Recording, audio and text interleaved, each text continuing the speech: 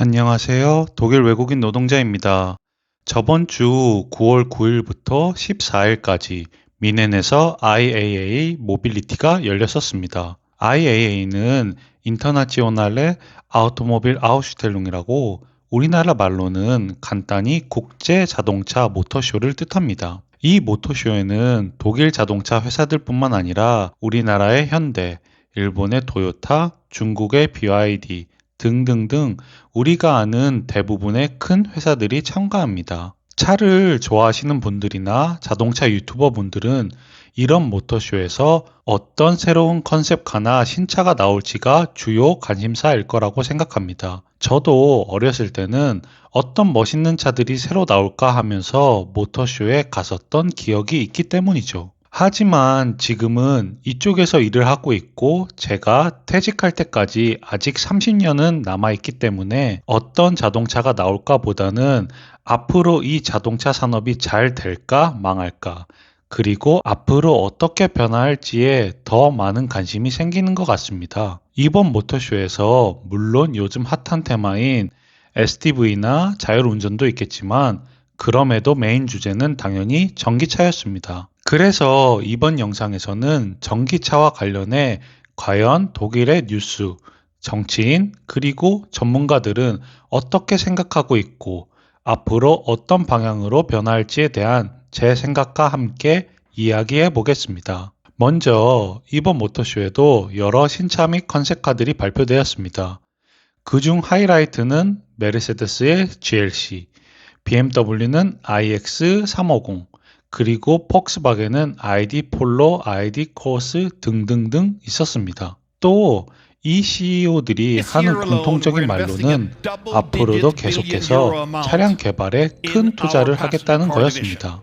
독일의 뉴스에서는 이 모터쇼를 두고 했던 첫 멘트는 2035년부터 더 이상 기존의 내연기관차를 판매하지 않고 100% 전기차를 목표로 하고 있는데 현재 독일 자동차 회사들은 상당히 고전하고 있다 였습니다. 이건 더 이상 새로운 뉴스도 아닙니다. 실제로도 전기차 판매량에서 독일 자동차 회사는 이전과 비교해 매우 저조한 성적을 보여주고 있습니다.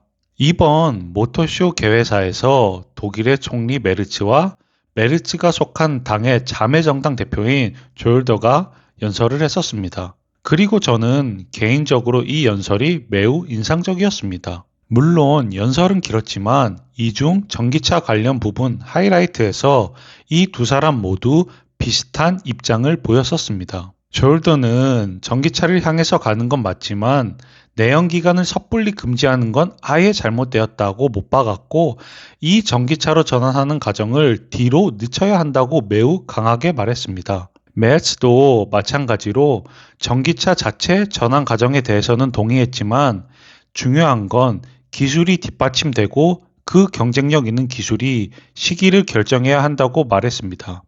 이 말들에 조금 더 전후 맥락을 붙인다면 분명 독일의 이전 정부까지만 해도 2035년부터 내연기관을 아예 판매하지 않고 100% 전기차로 가겠다고 친환경 정책을 강하게 밀었었습니다.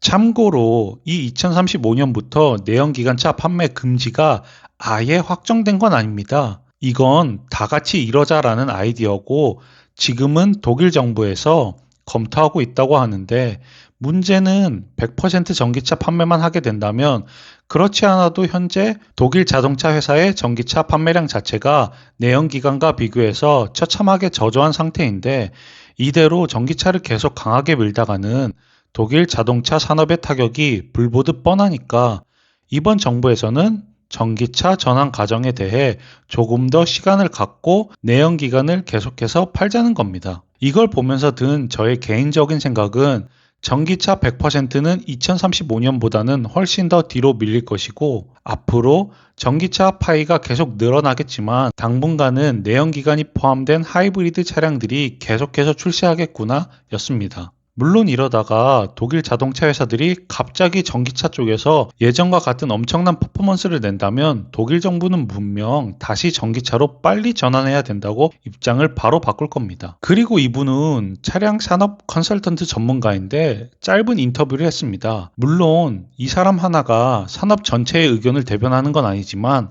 생각보다 흥미로워서 갖고 와봤습니다. 이 사람이 말한 첫 번째는 독일 자동차 회사들은 본래 자신들이 갖고 있던 장점들인 차량의 퀄리티나 세이프티와 같은 본질적인 것들에 집중해야 한다고 말했습니다. 왜냐하면 이 부분에 있어서는 독일 메이커들이 중국 차 회사들에 비해서는 확연히 앞서고 있기 때문이다 라고 했습니다. 두 번째가 뼈를 때리는 말이었는데, 앞으로 독일 자동차 회사의 차량 판매 볼륨이 떨어지는 걸 받아들이고 현재 스트럭처를 더 줄여야 한다고 말했습니다. 이 사람이 말하는 스트럭처는 대표적인 예가 바로 생산 공장을 닫고 노동자를 줄이라는 겁니다.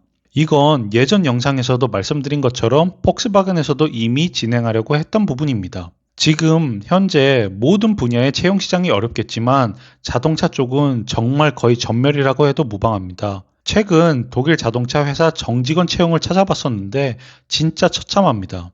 이렇게 사람을 안 뽑은 적이 있었나 싶을 정도로 안 뽑습니다. 이건 자동차 회사뿐만 아니라 그 밑에 자동차 부품 회사들도 마찬가지입니다. 제가 이전 회사에 다니셨을 때 봤었던 건 전기차 트렌드가 이어지다 보니 더 이상 내연기관에서 일하는 직원이 그렇게 많이 필요하지 않았었습니다. 그래서 고안했던 대안책이 팀을 해체하고 이 사람들을 다른 자동차 보안이나 소프트웨어 개발 쪽으로 교육시켜서 재배치하는 것이었습니다.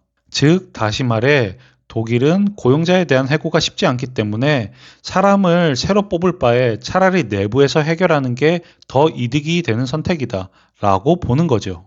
종합적으로 정리한다면 전기차 100%의 시대가 언젠가는 오겠지만 지금 당장부터 내연기관 차를 못 팔면 독일 자동차 산업이 진짜 망할 수 있기 때문에 이 시기가 2035년보다는 더 뒤로 늦춰질 것이고, 그 사이에 내연기관의 비중이 줄더라도 계속해서 판매하는 전략을 가져갈 거라고 저는 생각합니다.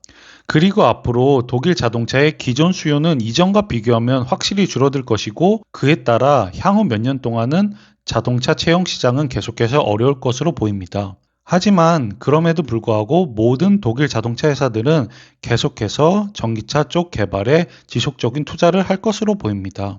이번 영상은 여기에서 마무리하는 걸로 하고, 여러분의 구독과 좋아요가 영상 제작에 큰 힘이 됩니다. 감사합니다.